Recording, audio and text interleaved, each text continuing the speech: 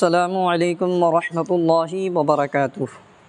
میرے پیارے دوستو، میں امید کرتا ہوں کہ آپ لوگ خیریت سے ہوں گے۔ میرے دوستو، آج کے اس ویڈیو میں ہم لوگ 10th کلاس کا تیسرا چیپٹر جس کا نام ہے فرار، وہ ہم لوگ آج کے اس ویڈیو میں پڑھنے والے ہیں۔ میرے دوستو، آج کے سبق شروع کرنے سے پہلے آپ لوگوں سے ایک چھوٹی سی گزارش ہے کہ اگر آپ ہمارے چینل پر نئے ہیں تو ہمارے اس چینل کو ضرور سبسکرائب کریں اور ہمارا سپورٹ کرتے رہیں، اور یہ ویڈیو آپ کو اچھی لگے تو ایک لائک اور کمنٹ ضرور کریں، اور اس ویڈیو کو زیادہ سے زیادہ لوگوں تک شیئر کریں تاکہ یہ ویڈیو آپ لوگوں کے ذریعے ان بچوں تک پہنچ جائے جو 2025 کے بورڈ ایگزام دینے والے ہیں، اور وہ بچے اپنی خوب اچھی سے تیاری کر سکے۔ میرے دوستو، چلیے آپ آج کا سبق شروع کرتے ہیں۔ میرے دوستو، class 10th Urdu chapter number 3، chapter number 3 کا نام ہے فرار۔ کیا نام ہے؟ فرار۔ اور اس کا مصنف یعنی اس کا لیکھک ہیں، یہ فرار جو ہے ایک افسانہ ہے۔ کیا ہے؟ افسانہ یعنی کہانی، ٹھیک ہے۔ اور فرار جو افسانہ ہے، اس کا مصنف یعنی اس کا لیکھک جو ہے سید محمد محسن ہے۔ اس کا لیکھک کون ہے؟ سید محمد محسن ہے۔ میرے دوستو، اس چیپٹر میں 4 کردار ہیں۔ ایک محمود ہے۔ محمود جو ہے مرکزی کردار ہے، مرکزی کردار یعنی مین کریکٹر جسے کہا جاتا ہے۔ اس چیپٹر کا ہیرو جو ہے محمود ہیں، اور 3 کردار اور ہے۔ ایک کا نام ہے زبیدہ، دوسرے کا نام ہے عظیم، اور تیسرے کا نام ہے خالدہ۔ تو اس چیپٹر میں جو ہیں 4 کردار ہیں۔ میرے دوستو، اس چیپٹر کو جو ہے میں خوب اچھے طریقے سے ایک دم بالکل پوائنٹ کے ساتھ یکے بعد دیگر جو چیپٹر میں دیا گیا ہے میں وہ آپ کو پڑھاتا ہوں، آپ خوب غور سے خوب دھیان سے سنیے۔ محمود، ماں کی کرخت آواز محمود کے کان میں گونج گئی۔ وہ بازو کے کمرے میں حساب بنا رہا تھا۔ حساب کی کاپی سمٹے بغیر اٹھ کھڑا ہوا۔ اس کا نام خطرہ کی گھنٹی کی طرح اس کے کان میں بج رہا تھا۔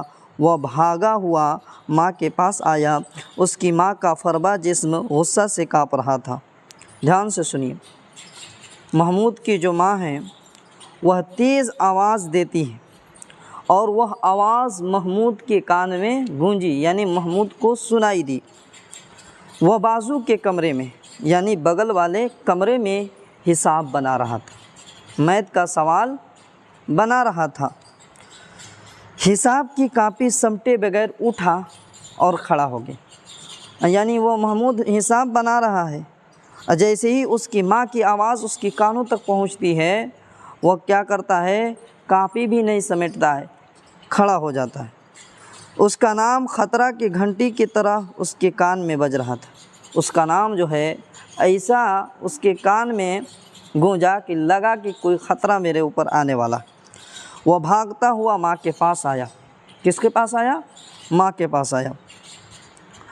اس کی ماں کا فربا جسم غصہ سے کانپ رہا تھا۔ اس کی ماں جو تھی فربا تھی یعنی موٹی تھی، اور اس کی ماں کا جو جسم تھا، جو شریر تھا، جو باڈی تھی، وہ غصے سے کانپ رہی تھی، جیسے تند ہوا میں برگد کا درخت ڈول رہا ہو۔ جب ہوا چلتی ہے تو موٹے درخت ہوتے ہیں برگد کے، جس طریقے سے وہ ہلتے ہیں گویا کہ محمود کی ماں کا جسم بھی ویسا ہی ہل رہا تھا۔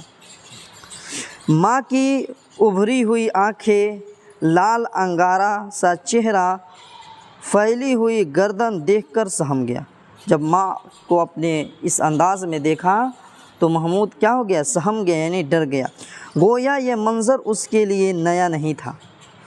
معصوم فرشتہ کی طرح نظریں نیچے کیے ہوئے محمود ماں کے روبرو کھڑا ہو گیا، یعنی چھوٹے بچے کی طرح محمود جو ہے اپنے ماں کے روبرو یعنی سامنے کھڑا ہو گیا۔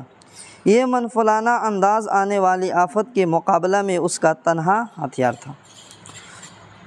محمود کی ماں نے گرجتے ہوئے کہا، محمود کی ماں جو ہے گرجتی ہوئی بولتی ہے، بلا انہیں باہر سے، یعنی اپنے ابو جان کو باہر سے بلا لا۔ محمود نے رکتے رکتے کہا اپنے ابو سے کہ ابو جان آپ کو امی بلا رہی ہے۔ محمود کیا کہتا ہے؟ ابو جان آپ کو امی بلا رہی ہے۔ ان کے ابو کیا بولتے ہیں؟ مجھ سے کیا کام ہے؟ تو محمود کہتا ہے غصہ میں ہے، انہیں تو ہر وقت غصہ ہی چڑھا رہتا ہے۔ محمود کہتا ہے وہ غصے میں ہیں، بلا رہی ہیں، تو ان کے ابو بول رہے ہیں انہیں تو ہر وقت غصہ ہی چڑھا رہتا ہے۔ اس کے باپ نے یعنی اس کے ابو نے کرسی سے اٹھتے ہوئے کمزور آواز میں کہا، یعنی آہستہ آواز میں کہا، اچھا چلو آتا ہوں۔ کیا بولے وہ؟ چلو آتا ہوں۔ محمود کے باپ کو دیکھ کر اس کی ماں اور بلند آواز میں گرجنے لگی۔ جیسے ہی محمود کی ماں محمود کے ابو جان کو دیکھتی ہے تو اور گرجنے لگتی ہے اور چلانے لگتی ہے۔ کہتی ہے تم نے میری مٹی پلید کر ڈالی، تم نے میری مٹی پلید کر ڈالی، نوج اس دن کو جب میرے باپ نے تمہارے ساتھ میری شادی کر دی۔ آخر محمود کے باپ نے آہستگی سے سوال کیا، کہا تم نے محمود کے باپ نے آہستگی سے سوال کیا، آخر کچھ کہو گی یا یوں ہی بکے جاؤ گی؟ محمود کے باپ نے بولا کہ آخرکار مجھے کس لیے بلائی ہو؟ میں آیا ہوں تو کچھ کہوں گی یا اسی طریقے سے بکے جاؤ گی؟ اس کی ماں کیا جواب؟ ہاں میں تو بکواس مچاتی ہوں، پاگل سری سب کچھ ہوں، یعنی میں پاگل ہوں، نکمی ہوں اور ساری چیزیں ہوں۔ ارے بھائی میں کب، محمود کے والد بولتے ہیں ارے بھائی میں کب کو تمہیں پاگل کہہ رہا ہوں؟ اپنے منہ سے جو چاہو کہہ لو، میں تو تمہیں پاگل نہیں کہہ رہا ہوں، تم اپنے منہ سے بول رہی ہو کہ میں پاگل ہوں، میں کمینی ہوں، میں فلاں ہوں، میں فلاں ہوں۔ تو اس کی ماں کیا جواب دے؟ ہاں جی تم سا شریف، یعنی تم جیسا شریف دنیا میں کون ہوگا؟ جانے دو، میں رذیل ہی سہی، یعنی میں بیکار ہی سہی، میں کمینی ہی سہی، لیکن تمہارے گھر میں اب میں 1 منٹ نہیں رک سکتی۔ وہ کہہ رہی ہے کہ میں کمینی ہی سہی، میں رذیل ہی سہی، میں بیوقوف ہی سہی، لیکن تمہارے گھر میں میں اب 1 منٹ میرا قدم نہیں جم سکتا، یعنی میں تھوڑا دیر بھی میں آپ کے گھر میں نہیں رک سکتی ہوں۔ اس کے باپ بولتے ہیں آہا کیسے بھولے ہیں آپ، گویا کچھ جانتے ہی نہیں۔ اس کی ماں کہہ رہی ہے کہ آہا کیسے بھولے ہیں آپ گویا کہ کچھ جانتے ہی نہیں، بیٹھے بیٹھے سارا فساد مچاتے رہتے ہیں، یعنی سارے جھگڑے کے ذمہ دار ان کو بتا رہی ہیں، کہہ رہی ہیں بیٹھے بیٹھے سارا فساد مچاتے رہتے ہیں، اور اوپر سے دیکھو تو جیسے موم کی گڑیا، یعنی سارا کارنامہ آپ ہی کا ہے لیکن آپ ایسے لگتے ہیں کہ موم کی گڑیا ہیں۔ میں نے تمہیں 1000 بار منع کیا ہے کہ اس موئے وکیل کے ہاں نہ جایا کرو، یعنی محمود کی والدہ بولتی ہیں اپنے شوہر سے کہ میں نے تمہیں 1000 بار منع کیا کہ اس موئے وکیل، ایک وکیل صاحب رہتے ہیں ان کے یہاں آپ کو نہیں جانا ہے، لیکن تم کہاں ماننے والے؟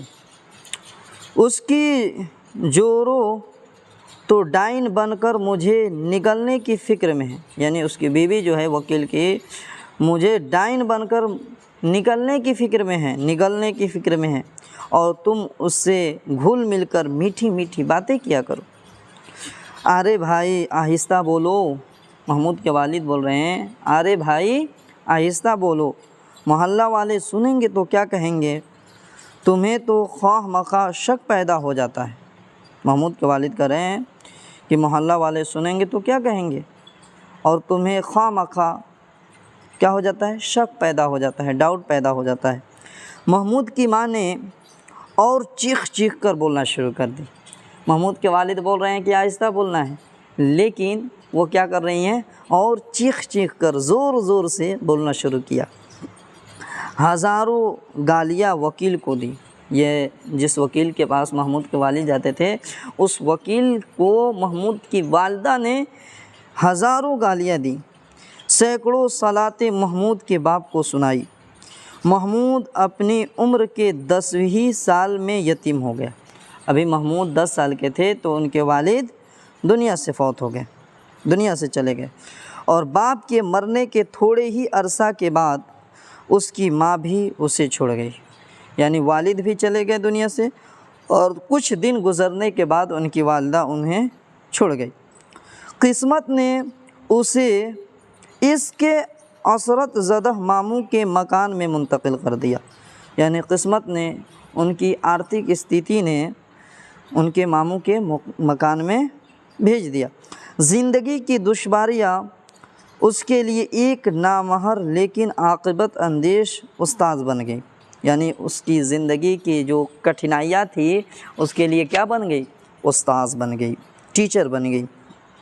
ماحول کی ناسازگاریاں اسے جتنی زیادہ ٹھوکر لگاتی، اس کے اندر استواری اور استقامت کی کوشش اتنا ہی زیادہ تیز ہوتی جاتی، یعنی اس کی زندگی کی مشکلیں جتنی اس کی ٹھوکریں لگاتی، اس سے وہ کیا کرتا، سبق حاصل کرتا، اور سبق حاصل کر کر وہ اور مضبوط ہوتا گیا۔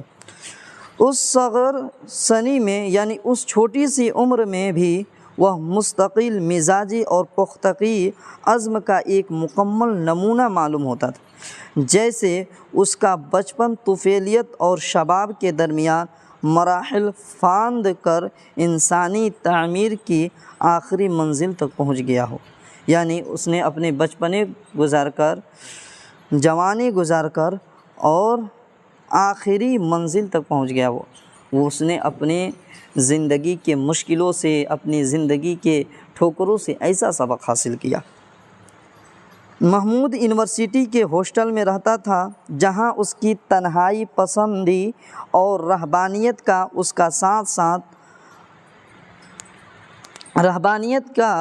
کے ساتھ برابر مذاق اڑایا کرتے تھے۔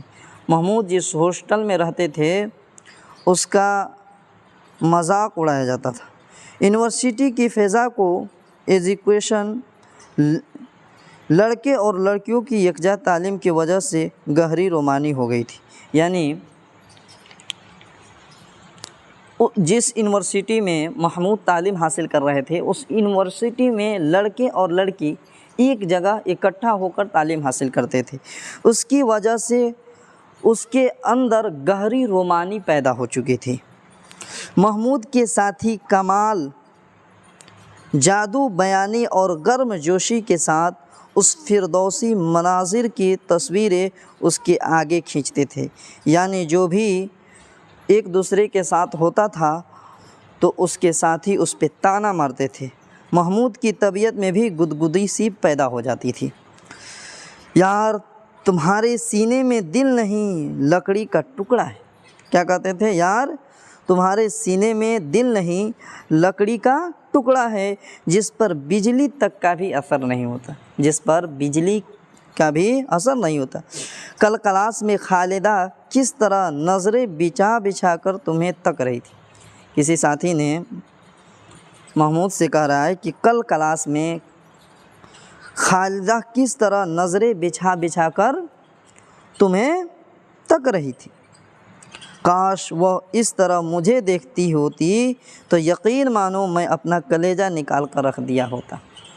اس کا ساتھی اسے تانا مار رہے ہیں۔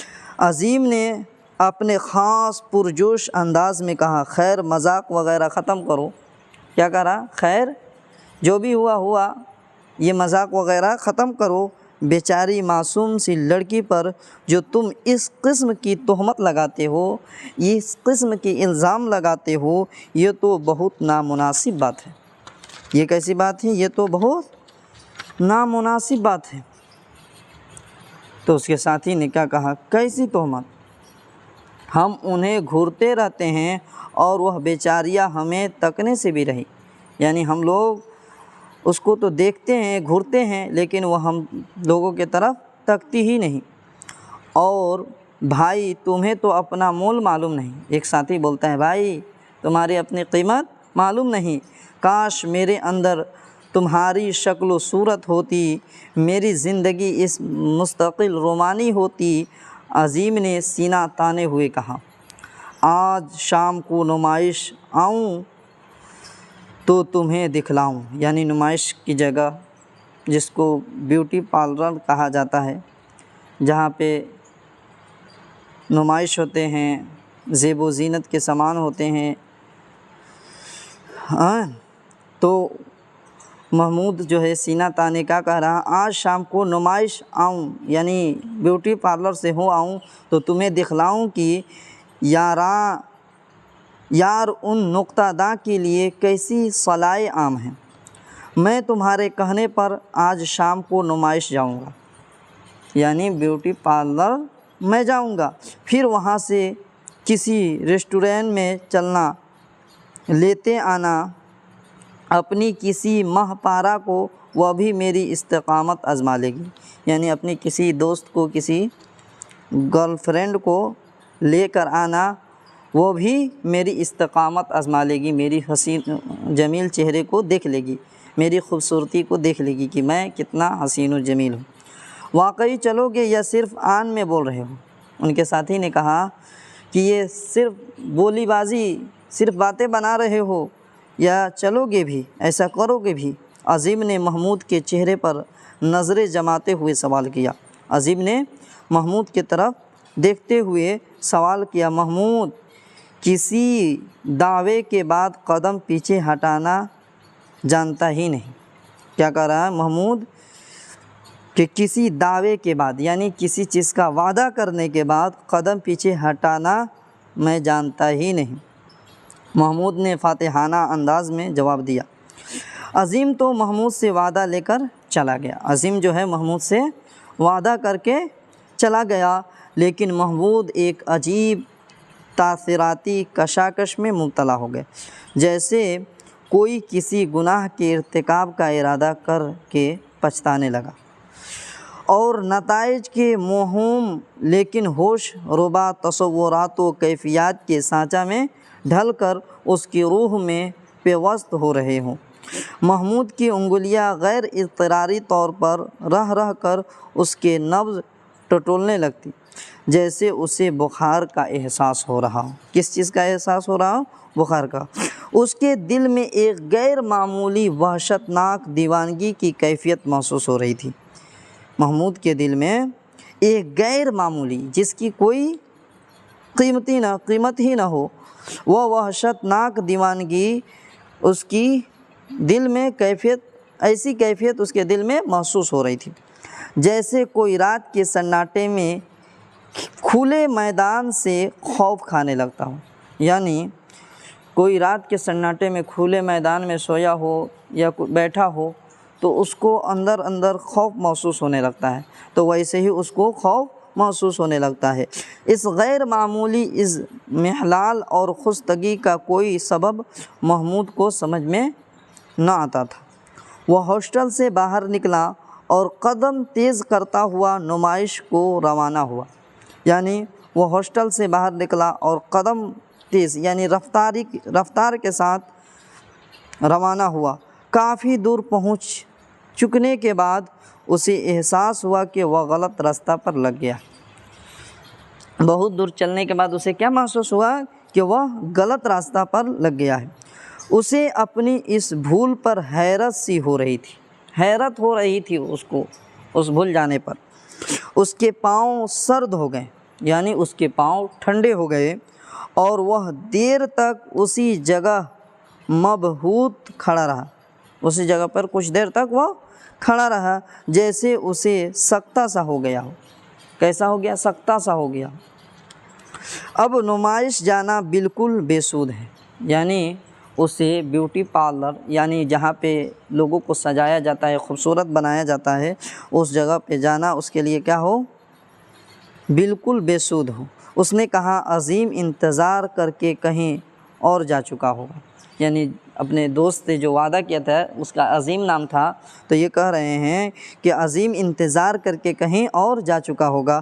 وہ اپنے کمرہ کی طرف لوٹ آیا اور کرسی پر بیٹھ کر اپنی اس خود فراموشی کا جائزہ لینے لگا، یعنی وہاں نہ جانے کے سبب وہ اپنے آپ کا جائزہ لینے لگا، اپنے بارے میں سوچنے لگا۔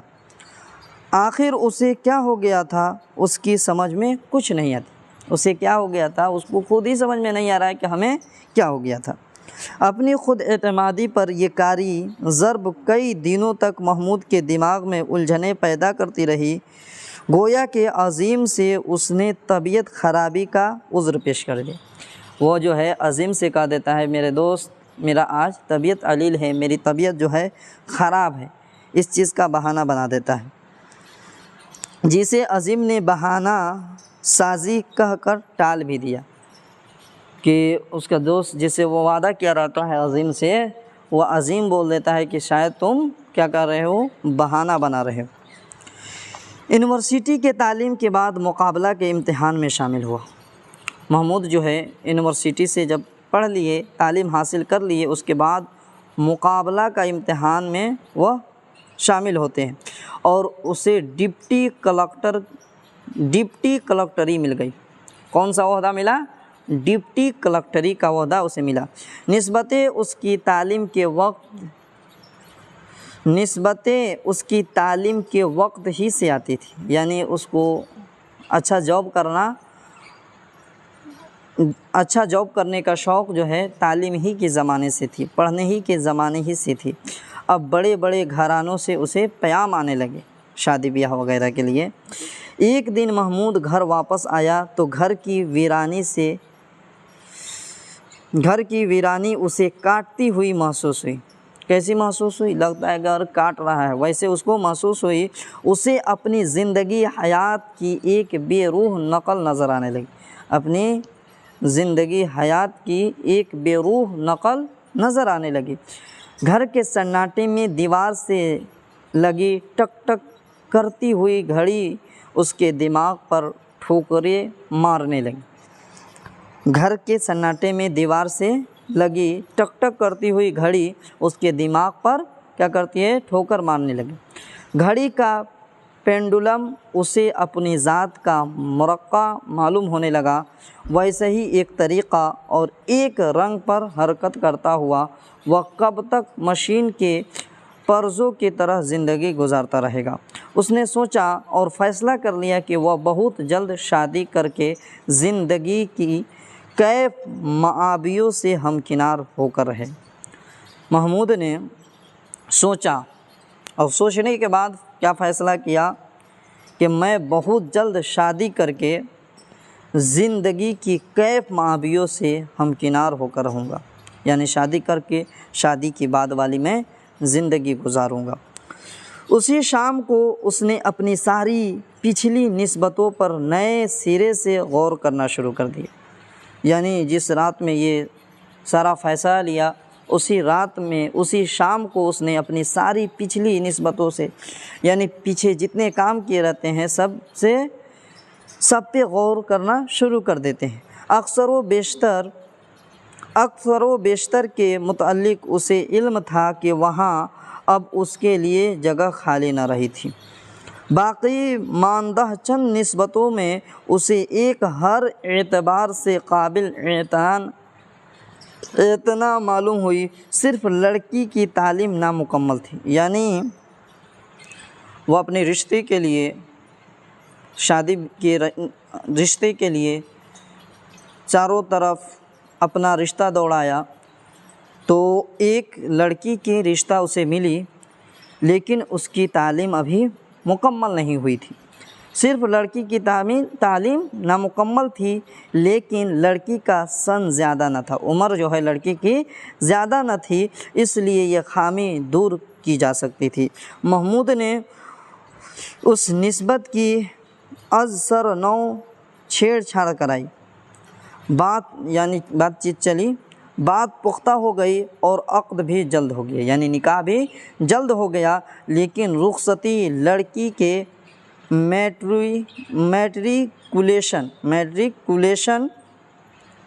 میٹریکولیشن پاس کرنے تک ملتوی رکھی گئی، یعنی نکاح ہو گیا محمود کا، لیکن اس کی رخصتی اس وقت تک نہیں ہوئی جب تک کہ وہ لڑکی میٹرک پاس نہ کر سکے۔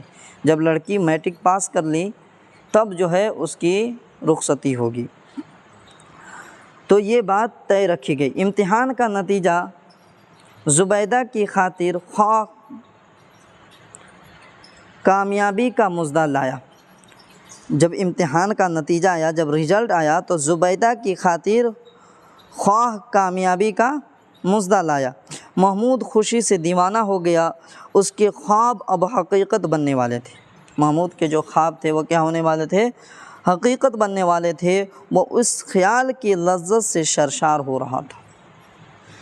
دوسرے ہی دن سے محمود اپنی شادی کی تیاری میں منہمک ہو گیا، یعنی دوسرے ہی دن سے محمود جو ہے اپنی شادی کی تیاریوں میں لگ گیا۔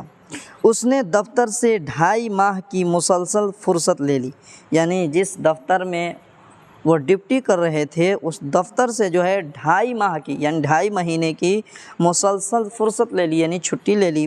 شادی کے اخراجات پر اس نے کثیر رقم خرچ کی، شادی کے اخراجات پر بہت زیادہ پیسے خرچ کی۔ شہر کے سارے معززین کو بارات کی شرکت کی دعوت دی، یعنی اس کے شہر میں جو بھی بڑے بڑے لوگ تھے سارے لوگوں کو بارات میں جانے کی دعوت دی۔